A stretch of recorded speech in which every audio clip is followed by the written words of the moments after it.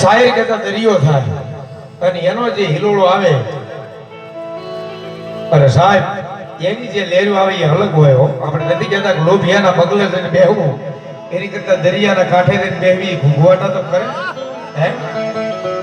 એની જે લેરું લે ઈ મારી જગદંબા જોગ માયા એ મારા બોળિયાના વડવાએ કદાચ મારી જગદંબા ને આઠમના દિવસે નેહડાની માલિપા જમાડી હોય અને કદાચ કોકદી જોઈ નેહડે જમવા ઉતરી હોય ને બાપ તો મારી પાપલ દેથા ચારણના ઘરે જલમેલી મારી આઈ ધીડલી આવે હો બાપ. હા બાપ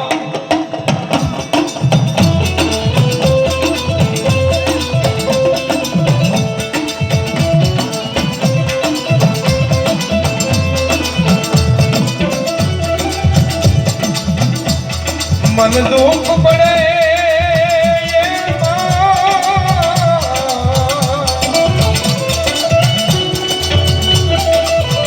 મારા બોળિયાને દુઃખ પડે મારું કુળ નો ભાવ તન મારી બુટ વાઢાળી સાંભળે.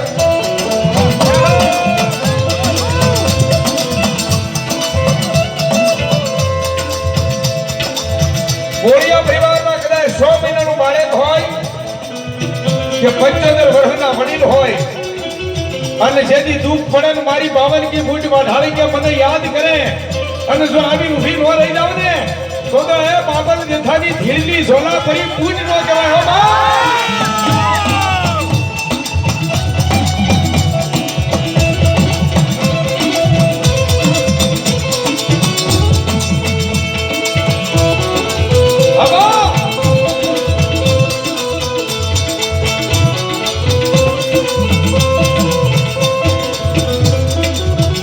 મારા બોલિયાનો ઓશિયાળો ટકોરો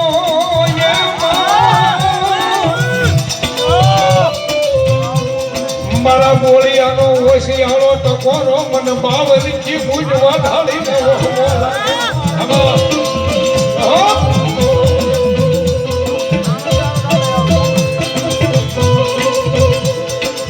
અરે બાપ જગતની મારી પાસે કદાચ મારી વાઢાળીનું નામ લઈને નીકળી જાઓ અને મારી જોગ માયા કે દુનિયાના કોઈ પણ ખૂણે વ્યાજ આવજો દુઃખ પડવા દઉં ને તો હું તમારું બોળિયાનું માવતર સોલા ફરી બૂટ વાઢાળી નો કહેવાય હો બાપ.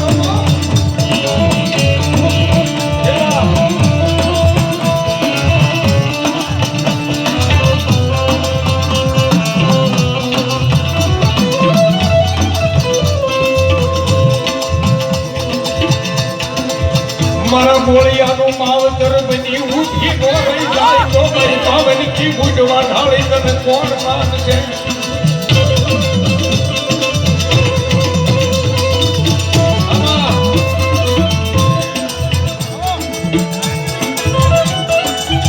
મને દુઃખ પડે